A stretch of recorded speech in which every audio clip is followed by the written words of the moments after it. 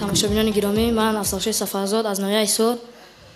من استعداد من آوازخوانی میباشد و باری اول نیست که من در این سالها برآمد میکنم و در صحنه‌های کلان نیز در خارجی و جایهای نمایان را نیز گرفتم. پرچم جمهوری تاجیکستان را من بالا برداشتم و استعداد من آوازخوانی میباشد.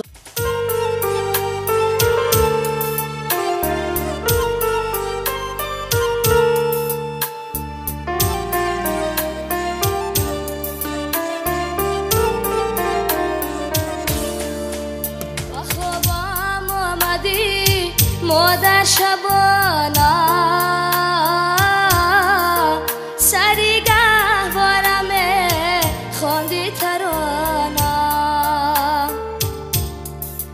با خوابم آمدی مادر شبانا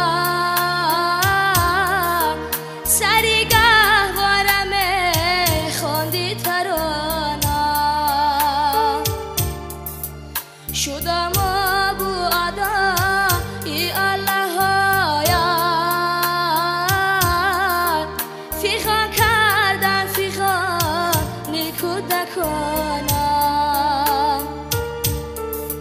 شدم ابو ادای الله یاد فیخان کردم فیخان کودکانا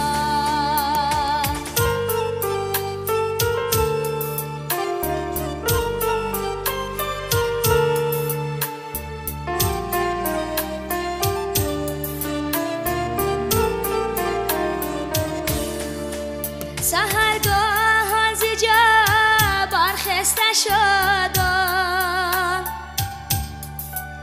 ندیدم روی گرمت مادری جان سحرگاه از اینجا برخسته شدم ندیدم روی گرمت مادری جان نصیحت ها و پند سود من داد آیا مادر شدم بسیار پزمان نصیحت ها و پند سود من داد آیا مادر شدم بسیار پزمان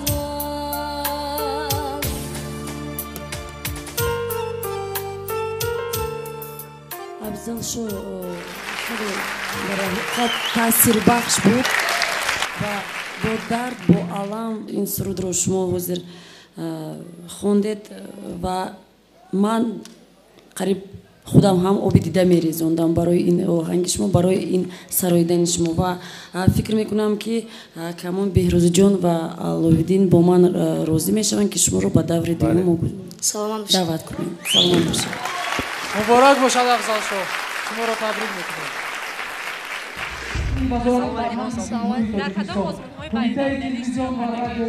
من سال 2011 در کیلویی در دولت بلاروس برپا شده بود. در بین 50 دولت دنیا جای اول رو اشغال کردم. در اینجا به من پدر و برادرم بسیار کمک می‌رسونند و استادانی هستند که دست کمک به من دراز میکنند. من از آنها خیلی واقعا باعث افتخار است که با چنین سن سال جوانی علاقه توانسته است که در 10 دولت دنیا هنر تاجیک را واقعا معرفی نماید. ما با شما موفقیت می‌خواهیم و امیدوار هستیم که در دوره‌های می‌آینده نیز می‌گذارید.